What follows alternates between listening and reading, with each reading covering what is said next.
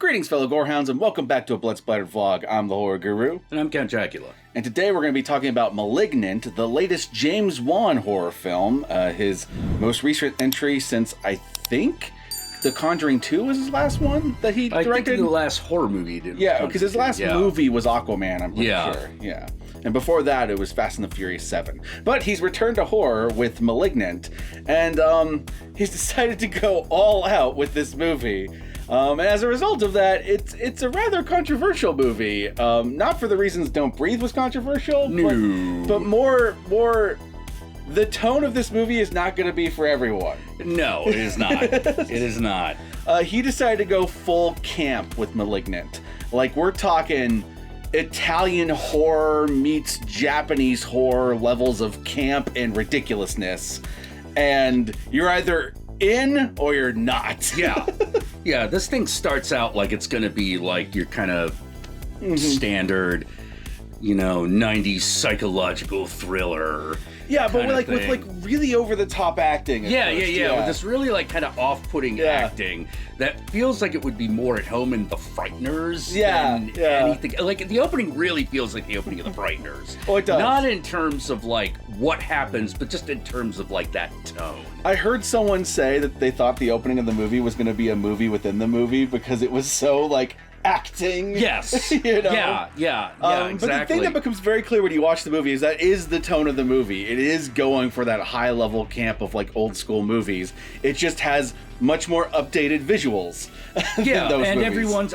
It also feels like it's kind of trying to do that thing where it's trying to compensate for the fact that everyone actually does speak English, because some of the camp of the old Italian movies is the fact that for some reason the voice actors would just do a really weird read. Well, you have the two factors, because the two biggest influences that I can see from watching this movie are Japanese cinema and Italian cinema. And Italian cinema, most of the movies were dubbed back in the day because they used to have actors just play in their native languages, and they would pull actors from various different countries, including America, and then have them play the roles in their own languages, and then dub everyone over. Basically record the movie without sound and dub it all over afterwards, which gave the movies their own unique flavor. It's what when we think of spaghetti westerns, that's the feel we think of. Yeah. Same thing with Italian giallo films and giallo inspired films. They have a very similar kind of feel to it, and it comes from that combination of everyone using their own voices and over-the-top acting style that Italy loves. Yeah, and sometimes they wouldn't, even if the actors spoke English, they would use a different voice actor. They did that with Udo Kier several times. Absolutely, and then having them all dubbed over by voice actors, and sometimes the original actors, but more often than not, voice actors. Yeah. Usually doing a voice actor style role, which voice actors are usually a little bit more animated. Because they're supposed to... It animates the scene, And when you combine a style like that with American thrillers like Seven, but with a lot of Japanese horror weirdness. Yeah. And Japanese horror also, there's some really subdued Japanese horror movies, but there's also a lot of wacky ones. Those don't tend to be the ones everyone remembers. Yeah, well, I mean, to a certain extent, The Ring is very subdued. Well, until the thing happens. Yeah, but The Ring does not have the over-the-top acting that Hausu does. Okay, good point. Yeah. Or Evil Dead Trap. Because there are certain Japanese horror movies that have, I don't know how else to put it, but the kabuki style acting where it's a little bit more animated, Yeah, where it's a little bit more exaggerated, things like Tokyo Gore Police. Exactly. Things like that, yeah. And so when you combine those two styles, you get a very unique and off-the-wall tone that is if you're not prepared for it, it's really off-putting. So I understand why some people were just I'm out when it happened in this movie. Yeah. But because the big thing is you got to realize nothing in this movie is intended to feel realistic. No. Nothing at all. Not even someone getting punched in the face feels realistic. It's way over the top. It's a super hyper stylized world. Yeah. And it worked for me. But I also understand why it didn't work for so many people. But I love the shit out of it. I thought it was a fun blast from start to finish. It's very easy to figure out what's going on, though. Like, it kind of has like a giallo mystery going on at the beginning, but like It's very easy to figure out the answers to that mystery like in like the first 20 minutes. Yeah, but that's not what makes the movie great. No, that's not what makes the movie great. The thing is, you could figure it out easy, especially if you're like a horror aficionado or any of the movies that we've been comparing this exactly. to. Real easy to fucking figure it out. You're not watching this movie for the mystery. You're watching for this movie because it starts at like 8 or 9, goes to 10 about halfway through, and then just keeps going. You're like at 11 or 12 by the time you get to the end of the movie. By the time you get to the end of the movie, you're like, what? How did we get here? Yeah, exactly. Exactly, and we'll get more into details on that when we get to the spoiler section, but I really do not want to spoil the weirdness for you just yet, because it's to behold, trust me. Yeah, I had a hard time getting into this in the first 20 minutes. Mm-hmm. Like, it wasn't so bad that I was just out, but I was like, this is starting to look like this is gonna be maybe fucking James Wan's like low point. Mm-hmm. And then a thing it's not happens. Insidious 2. No, okay, good point. Yeah. But I'll say this. Yeah. There's a lot about this movie that feels like Insidious 2 if it worked. Yes.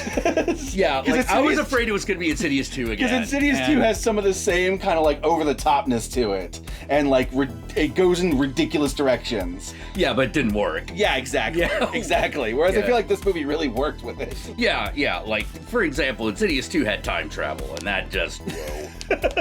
That was the moment where you're like, all right, movie. Yeah, that did kind of break me. It was the combination of time travel and like going back on scares that worked in the first movie, and then making them suck. Yeah, and then kind of like over explaining them and giving them like a different context, and you're just like, I don't like this. I liked it before when it was just scary. Yeah, but anyway, this movie is not like that. It's basically it looks like it could be, and then something happens, which we'll get into in the spoilers. That just flips the entire tone of the movie. Holy shit! This movie, I've seen some debates over whether or not, because James Wan, when talking about the movie, talked about how he was inspired by giallo films and how this is kind of like his weird fucked up take on a giallo. And I can totally see it. Totally. You have a killer that's going around killing people with black gloves and a weird little gimmick, and there's like a murder mystery involving a character who's not normally involved in mysteries trying to solve it, as well as the cops. So like it definitely has a lot of giallo trappings. Now, especially if you go with like something like Deep Red. Yeah. Now, would I call this a straight up giallo the same way I would call like The Editor a giallo, or what was that recent one we watched where it was like the gay giallo movie? Oh, Knife and Heart. Knife and Heart, yeah. There are actually a couple of gay giallo movies. Yeah. One was Knife and Heart. The other was Crystal Eyes. Oh, good point. Yeah, and those were just straight up giallo Those movies films. are just straight up recreating the giallo feel. Yeah. This movie is taking elements of giallo, and you can see the influence being worn on its sleeve, but it's also going in weirder directions with it. Yeah. It's its own beast. With a lot of inspiration from other types of Italian horror movies, like Phenomena or Suspiria, or any of those weirder ones that kind of sit in this weird zone of, are they giallo, are they not? And people still debate about it to this day. It takes a lot of inspiration from those movies. It also takes a lot of inspiration from like Frank Henenlotter films, and like I kept thinking of Evil Dead Trap, which is another Japanese horror film that goes in weird, wacky directions, and by the end of it, you're like, what the fuck? You're just sitting there going, I don't know how we got here, but I don't know if Evil Dead Trap was a direct influence, but I feel like it had to be. But I'm pretty sure Henenlotter was. Yeah, like you could feel it in some directions this goes. But like I love all those things. So the fact that James Wan decided to put them all into a fucking blender, mix it all up, and then just splash it onto a goddamn screen and say, "Here's my fucking movie." I was just like, you know what? Yeah. You know what? Keep splashing, Daddy. I love it. No, this movie won me over pretty hard. Yeah. Like. Well, once you get into it, it's hard not to smile the whole time. Yes. Because you can feel James Wan and his crew giggling behind the scenes the whole time, right? Like you can, like especially once you get in on the tone, because if you walk into this movie thinking it's going to be an uber serious horror movie and you don't pick up on the camp right away, you're gonna be like, this is weird. This is going in a weird direction. But once you get into the camp and get into the spirit of the camp and realize this is a movie that if it weren't a pandemic, we'd be sitting in the theater like munching popcorn and yelling at the screen going, fuck yeah! In like a grindhouse theater. Yeah. Oh, totally. You know, like watching Planet Terror or something, you know? Once you realize that's the thing it's going for, it is a fun fucking ride. Which is why I recommend, if you watch this movie, I recommend not watching it alone. If you have like friends that are all vaccinated and you feel comfortable getting together with, watch it with a group and like have a little party out of it. Because trust me, this movie is great for group watching. Even if you have a friend that doesn't like the movie and is just making fun of the movie, that's just going to add to the movie. Yeah, like, yeah. You know, like, yeah. It's not a subtle flick, is what we're saying. No, subtlety is not this movie's forte. This is not The Conjuring or Insidious 1, James Wan. This is Insidious 2 with a little bit of dead silence and a lot, and I mean a lot, of Aquaman and Fast and the Furious 7, James Wan. Yeah, yeah. Like that's where it gets wonderfully weird. I'm not going to go into details of exactly what happens, but this movie had like one of the greatest action sequences I've seen all year in a horror movie. Yes. Yes. I kind of got to preface that. Yeah, it's a horror movie, but it's got like two very prominent action sequences, and they're both really good, but one of them was just like, holy shit, this is like the John Wick of action horror sequences. Well, like, how to put it, there was definitely a moment where in the back of my head, I was singing the Maniac Cop rap. Oh, yeah. Maniac Cop, another really great action horror series with great action sequences. Yeah. Absolutely. Like, this movie... This is the kind of weird horror movie where if it came out in the 90s, you'd rent it on VHS because some friend told you about it, and you'd throw it on being like, what the fuck is this shit? And then your friend would be like, no, stick with it. And then you watch it to the end and you're like, what the fuck is this shit? Happened? I don't know what happened, but I love it. Like... Yeah, there are a lot of things in this movie that are just setups for things that happen. Yeah. Like, you know how sometimes you'd be like, why are we in this building with this weird architecture and there's this huge window over there? Oh, it's just so we could do this scene. That was actually one thing I was super impressed by. Like, James Wan managed to make a low-budget horror movie look like a big-budget action movie in some of the set designs. Yeah, yeah, definitely. Like I kept thinking of like other horror movies that did that, like Event Horizon. Yeah. Where it's just like you have these great big sets and they're really big and beautiful and like over-designed, but you love them, right? Yeah, absolutely. You know, or like Bram Stoker's Dracula. Oh yeah. Like big gothic sets, but in this case it's Seattle. Yeah. But they obviously went for more gothic designs for a lot of the sets definitely. Especially since there's a plot point that ends up involving the Seattle Underground, which they do like a very exaggerated version of it. Yes. When we were watching the movie, I watched it twice. I watched it once with Jack and once with Jack's wife, because she didn't get to see it with us the first time. And both Jack and his wife were just like, that's not what the Seattle Underground's like. They're exaggerating. It's really tiny. Yeah. And in the movie, they make it really big and expansive, like this big underground tunnel system. Yeah, it's got that big, like, underground tunnel system that every movie in the fucking 80s had. But once you realize that it's not trying to recreate the actual Seattle Underground, it's going with the myth of the Seattle Underground. Yeah. Like, it makes a lot more sense. Yeah, this is like a version of Seattle that would exist in, like, Vampire the Masquerade. Yeah, you know? Like, even though we're dealing with what we're dealing with, if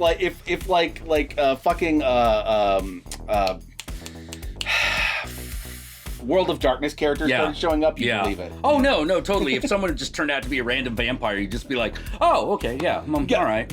He could make an Insidious 2 style sequel where he goes in ridiculous like time travel fucking directions or whatever, and I'd buy it just because of how ridiculous this was. Well, yeah, because this one already went it already went completely nuts. Yeah, absolutely.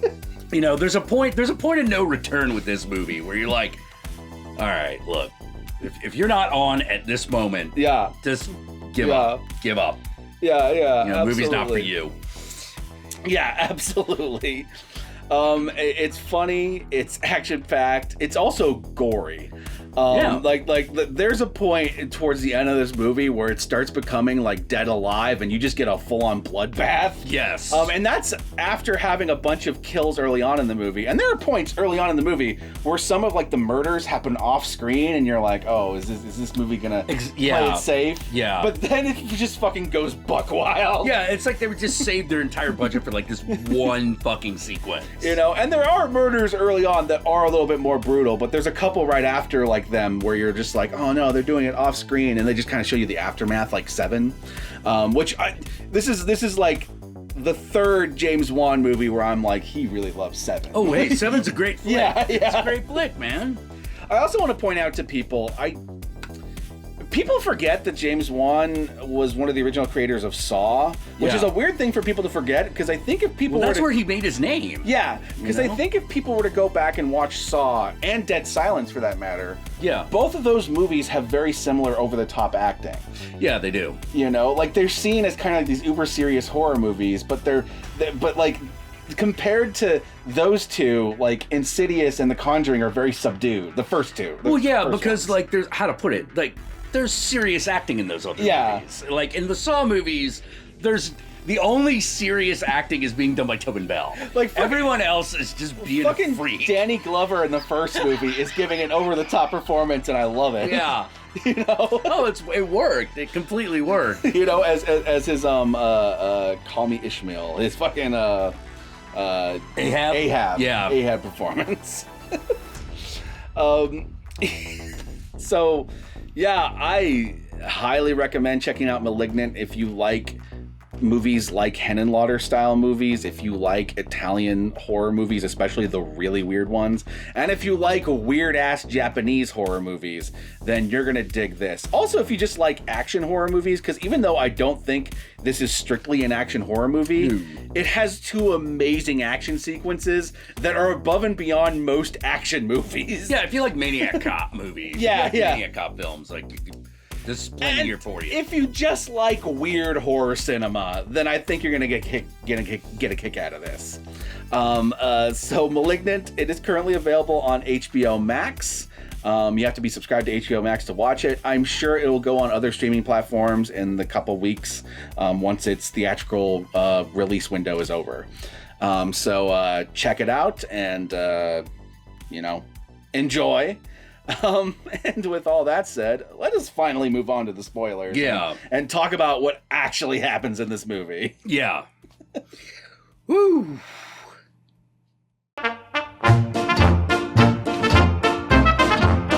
All right.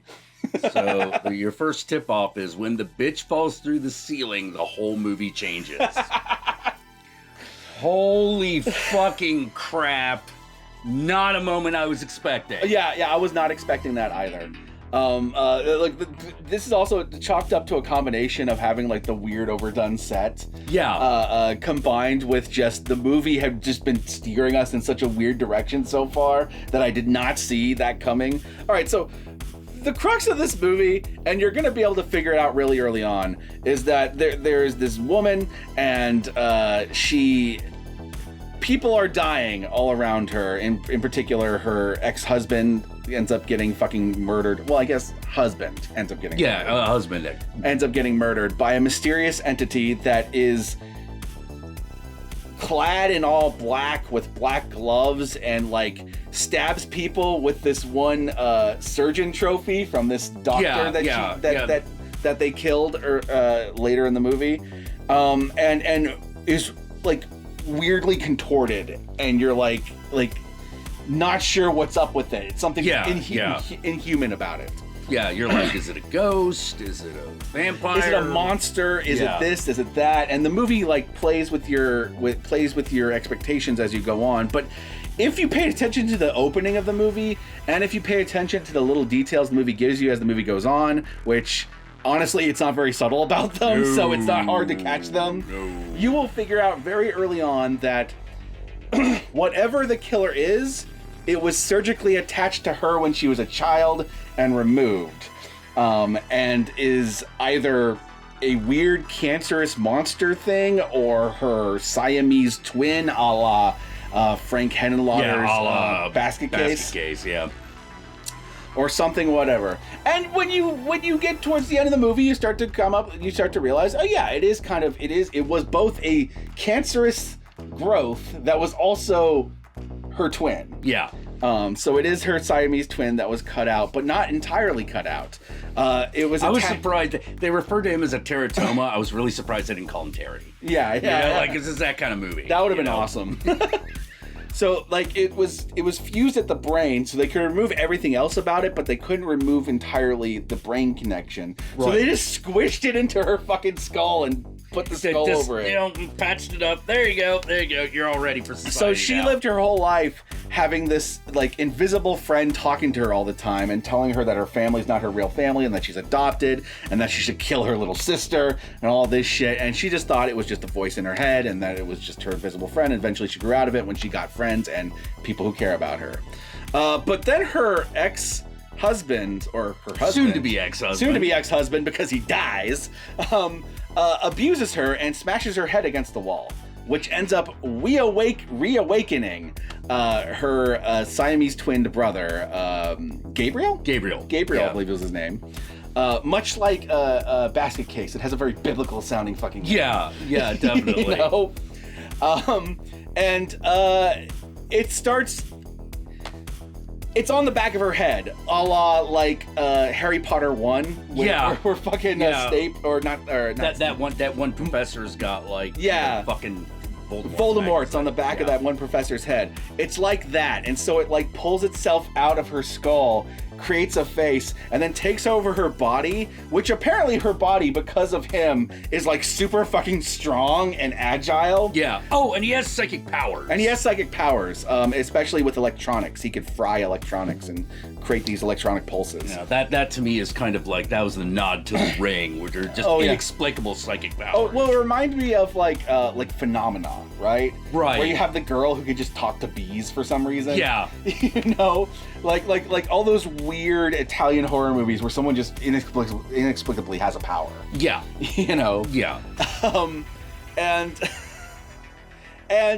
the thing is that it's on the back of the head, so it basically breaks the bones and like uses the body backwards, which is why it moves so weirdly. Yeah, it just basically twists all of her limbs backwards so they can use them. And having watched the movie twice, if you rewatch it and pay close attention at the beginning, you can actually see that the performer is performing it backwards. Yeah. You know, when you first see it, you have no idea what you're looking at, so you have no idea how to ground what's front, what's back.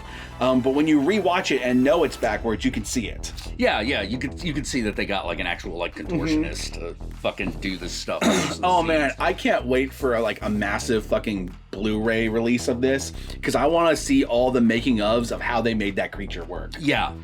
How they make Gabriel really work. Cool. It looks really cool. Because it is one of the coolest looking slasher killers / giallo killers / monsters I've seen in a while.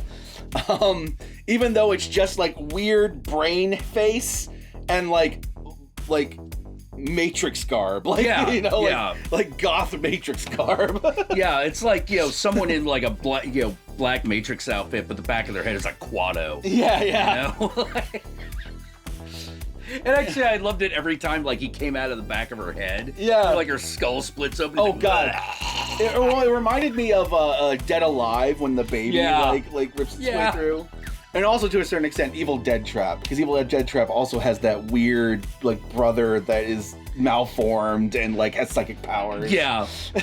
You know, there's a lot of Evil Dead Trap in this. There's also a lot of Frank Henenlotter, because a huge crux of the plot is that the people all being killed are the people that cut him off of the main character.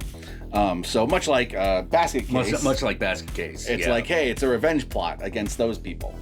But unlike Basket Case, we actually follow a group of cops that are all like really over the top, and I think my favorite character was actually the partner. Yeah. She was just the partner was basically the cop as a partner is just like, this is bullshit, you realize? Yeah, she has zero she is the voice of the audience member who's sitting there going like, that's bullshit. That's bullshit. Are you fucking kidding me? No way. You know? And she's super entertaining. Until she finally sees the monster, it's just like, well, all right, okay, sure, bam, bam, bam. I guess we're fighting a monster now. So you know how Terminator 1 has that sequence where the Terminator kills the entire police station? Mm-hmm. This movie has a version of that, where Gabriel fucking Kung Fu John Wick decimates a police station with like slicing their arms off and like hitting them with their own arms and fucking like disemboweling them and smashing chairs over their head. It's like World Wrestling Federation. Oh yeah, it's totally like Hard-Boiled Maniac Cop 2 shit. Yeah, fucking The Raid. Like, whoa. You know? Good God. Like, you just, by the end of it, you're just sort of like, I think they killed all the Seattle police? I mean, they killed all the ones in this precinct. There's 3 that are implied to be alive, but 2 of them, there's the implication they could die of their wounds. Yeah. But you don't actually get a confirmation of it if they do. Right. Because they've left a lot open if they want to do a second one. Right. Like, everything that's important to the movie is wrapped up, but the way the movie ends definitely has that vibe of like, well, if we want to do a part 2. Yeah. Here we go. Yeah, like it'd be real easy. You wouldn't even have to bring back the same main character. Like, at this point, you could just be like, he psychically attaches himself to somebody else. And you just be like, okay. You could do a whole... All right. You could do any sort of weird shit, and I'd buy it at this point, you know? Like, it's so fucking wild. I found myself going like, man, why didn't nobody use this idea for like a Batman villain? Oh man, it'd be great. Yeah, you know, like, man, this hell, running around Seattle in this movie kind of felt like Gotham. It did. You know, it did. Like, just the way James Wan shot the city, I just thought was beautiful. Oh yeah, it's super cool. You know, now I'm thinking about like, you know, vestigial twin Batman villain. Like, man, that'd be pretty sweet. This was another movie where I kept getting cinema boners. Mainly just because James Wan is one of those guys who knows how to do wild shit with the camera. Yeah. Like, there's this one sequence with the main character running through the house, and it's all done in this top-down, almost sim-style like view, going from room to room. And I'm sitting there going like, I know this is going from set to set. That this because there's no way they took an actual house and like cut the top off. There's no way they did that. You know, so I know this is like different sets that are connected by cuts in between, but like it's so seamless, and I thought it was fucking just great, like fucking wild. Not to mention that whole oneer of Gabriel killing all those cops. Yeah. Yo, jeez. Also, Jesus.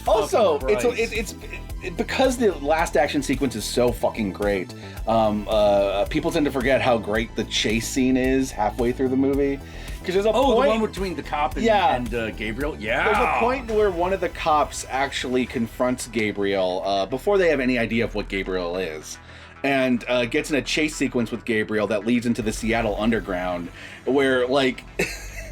They're like running through tunnels and shit, and Gabriel's like doing these weird crab walks into small little holes and crevices, and like throwing like old ancient like cars at him. Yeah, like it's like because he's just got super strength. Yeah. He just got super strength. Just deal with it.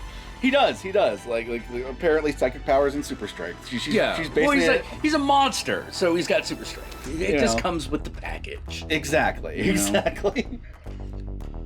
Gabriel's like a straight up fucking supervillain. Oh yeah. You know? And also the cool visuals, because at the beginning of the movie you have this thing where she is psychically connected to the killer, and before, unless you've already figured out that it is attached to her, which that part I had not figured out. I had not figured out it was already attached to her until that happened. Yeah, I wasn't sure if it had already been separated or not. Like, my brain was, because they're going after the surgeon, so obviously it was cut off, right? Right. I did not anticipate it was already in her brain and pulling itself out, and that's why she kept having blood coming out of the back of her head the whole time. Yep. Which is funny. There's a lot of things that happen early on in the movie that you might like be nitpicky about, like, oh, like she shouldn't be bleeding that much from the back of her head, or this or that. But it actually makes sense when you read. It's all explained. All explained. You know, like once you get to the end of the movie and realize everything that's going on, all the stuff you were complaining about early on in the movie, you go, oh shit. I almost cinema-sinned the shit out of this movie. Yeah. But I would have been pure bullshit if I had done that. Oh yeah, no, totally, because it's all there on purpose. It's all intentional. You know, they didn't do random shitty things. They're actually it's well thought out for such an over-the-top ridiculous movie. Yeah. Well, I mean, you can definitely see that in the fight sequence in the cop station. Yeah. Because like I keep looking at that thing going like, Jesus fucking Christ, how many millions of dollars was this shot? Oh, like God. That had to be like several $1 million. Just that had to be a lot of the budget just right there. That's one of the sequences I really want to see a making of breakdown of how it was. Yeah, because I'm like, if they did that cheap, I want to know how. Yeah. You know. Also, like, apparently this is just the year of weird sequences with girls going into holding cells. Because we watched Brand New Cherry Flavor. Oh, that's right, yeah. Which has a very similar sequence of the main character getting locked up and then kind of harassed by the women in the holding cell. Yeah. Only for weird supernatural shit to happen. Yep. It's fucking great. God, what else? It's also like the third movie that we've noticed that like... all right, this is just a thing. Yeah. But I've noticed it's been a thing. It's also like the third movie that had like a butch lesbian with a mullet. Fair, yeah. You know, Yeah. I don't know why. The recent movies seem to be doing that. That's just representation, right? Well, yeah, but I mean, like, it's the mullet specifically that makes me go, is this a thing now? Is this a thing now? Like, you know, am I missing out?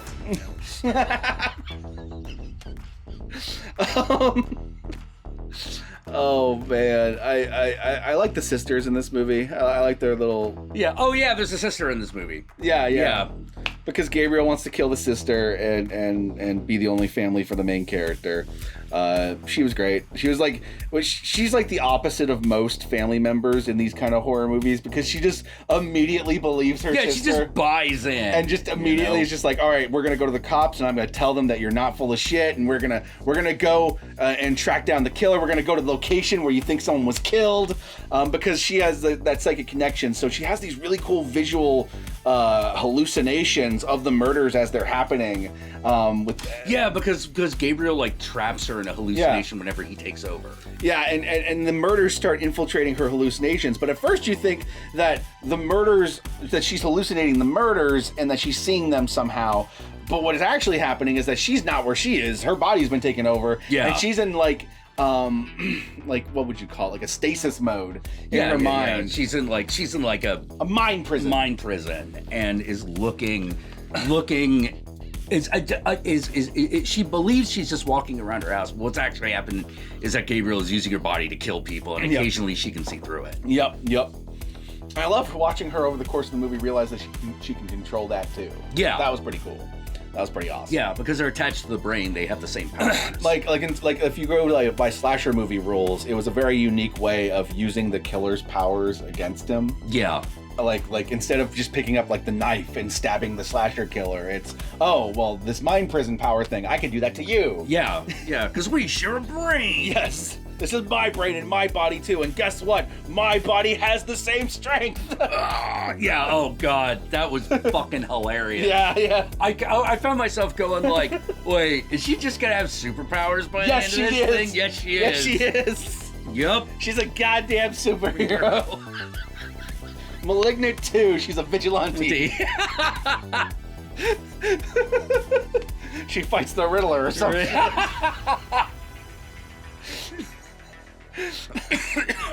Yeah, this movie is just redonkulous. It's bonkers. It's Dude, thumbs up. Yeah, exactly. If you have a vestigial twin, then his thumb should also be up. Yeah. Or her. Absolutely. I mean, Absolutely. you know. If you have a little basket case twin that got cut off, thumbs up for them. Thumbs up for him, or her, I mean, even if they don't have thumbs, I forget. Did Belial have a hand? Yeah, he did. But yeah, that's right. He had like a hand coming outside his head. Yeah, okay. Yeah, a little messed up hands. Yeah. Yeah, because he fucks up the room at one point. Yeah, he does. Shit. He does in the stop motion sequence. Yeah. Mm-hmm. Fucking basket case. I love basket case. I think that's the real root of my love of this movie is that everything that I saw in it from other movies, they were all movies I loved. Yeah. And so like seeing this weird like pastiche of weird-ass cinema.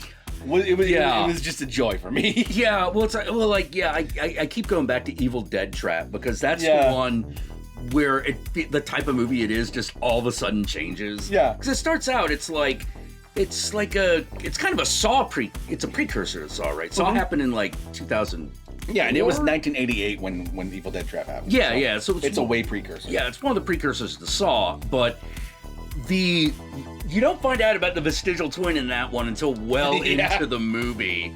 And you're like, That movie fucks with your mind too, because you watch that movie and then you have all these weird kills where you're just like, how did the killer do that? And then by the end of it, you're like, oh, they're just telekinetic. Yeah. Yeah. Okay. I was going to nitpick the shit out of this, but like... Yeah. All right. Well, it's amazing how much a character just has magical powers. Just it works, you know? And also, as long as you define what the magical powers is, people just buy it. You know? I also just love the gnarliness of the body horror, like the head coming out the back, the face coming out the back of the head, and like the bones breaking while it like takes over the body. Yeah. Fucking shit makes you cringe. Yeah, it was really well done. It's super good. I recommend it. I understand why some people didn't like it, because I think, much like The Frighteners, they did not go in with, I don't know how to say it other than the marketing does make it, tells you what the movie is, but it makes it look like it's a very different movie at the same time. It makes it look more serious. Yeah, like you're expecting it to be like Cape Fear or something. Yeah. You know, and it's completely not. It's utterly not, you know. Like, yeah, no. Yeah, it was the same thing with The Frighteners. A lot of people were like, wait, this is like kind of goofy. And I'm sitting there like, yeah, Frighteners is great. Yeah, it's like, well, I always liked The Frighteners. There were, it's one of those movies that I felt would have worked in the Ghostbusters universe. Yeah. Where it's that same kind of like, oh, a supernatural ghost thing is happening. And it's sometimes really scary and serious. Yeah. But for the most part, it's very jokey. Yeah, 100%. Yeah, I always like Frighteners. It's a great horror comedy fun time. Yeah. You know. I thought this movie was fun too. Yeah, even though this one isn't strictly a horror comedy, it's just a horror campy. Well, it's related, but how to put it? It's like it's funny, but you have to have a very particular sense of humor. Yeah. You have to think the idea of someone's parasitic twin coming out the back of their head is fucking hilarious. Which it is. Also, the fucking puppet when they show the puppet's great. The old footage. Where it's like, and it's like, it fucking looks like the aliens from Independence Day. Release me. Well, yeah, because you're thinking that they're gonna go with something a little bit more understated. Yeah. Like it's just gonna be like, okay, this could be a face in the back of her head, maybe a little pair of arms. No. It's like, oh my god. They give you a glimpse of that at the beginning of the movie, though. Like they give you like, but it's behind that curtain. Yeah, so you don't really know exactly what's going on. But then when you see it, you're just sort of like, well, movie, never let it be said that you didn't deliver. Well, James Wan loves himself some creepy puppets, but in this case, it was an actual monster that just happened to be puppeted. Yep. So yeah, Malignant, I fucking enjoyed it, and I don't know what more to say other than just watch it and have a good time. Watch it. And do us a favor. With that said, where can they find you, Count Jackula? Oh, you can find me on Twitter at CountingJack. You can also find me on Twitch at Count_Jackula, where I stream twice a week on Thursdays and Sundays at 6 p.m. Pacific Standard Time. Sorry, my brain is a little fucking out of it. We're both really out of it today. I don't know what it is. Just some weather. It's been really hot today. Yeah. You know, for the Bay Area, like it's still 20 degrees better than wherever you are. Yeah, hey, I got to get my ups where I can take them. And you could also find me on Satanic Jackula at Instagram. And with all that said, fuck it up. Y'all know me. I'm the Horror Guru. You can find me at the Horror Guru on Twitch, on Twitter, on Facebook, and Instagram. Just look up the Horror Guru or Blood Splattered Cinema, and I'll be there. If you would like to help out either of us more directly, be sure to check out our Patreon pages. And remember, if you decide to go the Patreon route, even $1 a month can go a long way. Be sure to like, comment, and subscribe, and don't forget to ring that notification bell so that you're notified of my videos immediately upon their upload. And if you made it this far into the video, then I would like you to put, what's a good hashtag for this one? Something... Cancer Twin? Cancer Twin works. All right. If you made it this far into the vlog, then I want you to put hashtag Cancer Twin in your comment below, and be sure to comment below so that I know you watched this vlog all the way through. And with that said, much like these last few weeks, we're going to do a couple more vlogs, so we're going to go record those. Peace.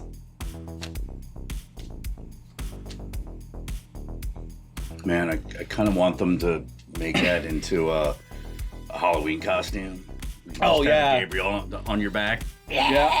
I guarantee there's going to be some people who's going to make their own version of it somehow. Oh, yeah, definitely. Definitely. I got to figure out, like, my joy will be one that has working arms. Oh, yeah. Be like, all right, how'd you do that one? Yeah. There's going to be some puppeteer out there who's got it already figured out. Oh, you know what it'll probably be? There'll probably be a fake regular arm, and there'll be, like, little controls. Oh, yeah, there you go. Yeah. Looking forward to it. And it should barf blood for extra points. Oh, he's got to barf blood, yeah.